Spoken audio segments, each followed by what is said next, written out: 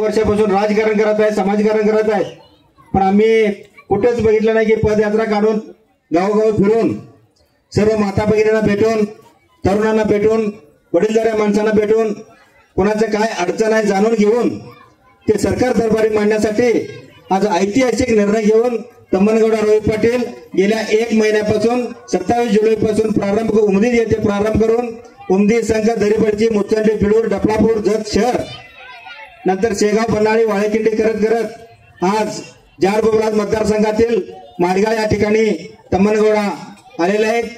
त्यांचं माडगाळकरांनी मोठ्या उत्साहानं स्वागत केलं, त्याबद्दल सर्व माडगाळकरांचं भारतीय जनता पार्टीच्या वतीनं मी अभिनंदन करतो।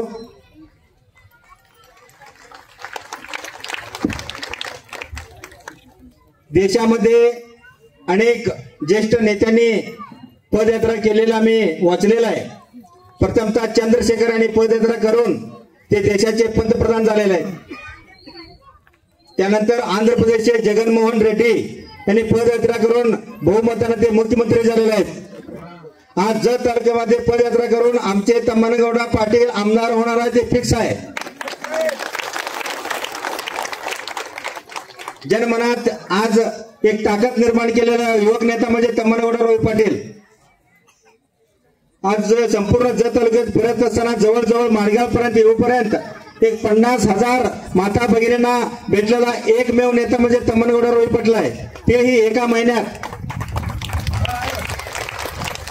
ते करत असताना 60-70 गावाचा दौरा आज करत असताना प्रत्येक गावातील 1-2 देवस्थानचं दर्शन घेतलेला एकमेव नेता तम्मनगौडा रोहित पाटील आहे।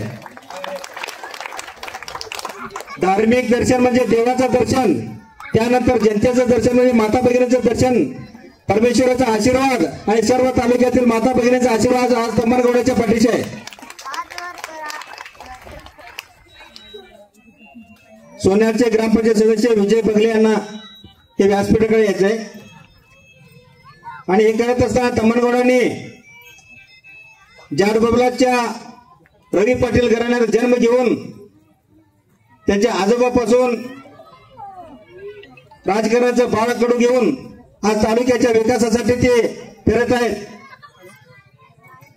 त्यांचे आजोबा जिल्हा परिषद सदस्य, वडील जिल्हा परिषद सदस्य, चुलते जिल्हा परिषद सदस्य, स्वतः तम्मनगौडा रोहित पाटील जिल्हा परिषद सदस्यांनी जिल्हा परिषदेचे सभापती म्हणून काम करत आज तालुक्याचं अनेक वेळा अनेक विकास कामं त्यांनी केलेले आहेत। अशा या आपल्या भावाला सर्व माता भगिनी तुम्ही आशीर्वाद द्याल आणि तालुक्यात त्यांना आमदार म्हणून मुंबई विधानसभेला पाठवाल ही खात्री बाळगतो आणि थांबतो। जय हिंद, जय महाराष्ट्र।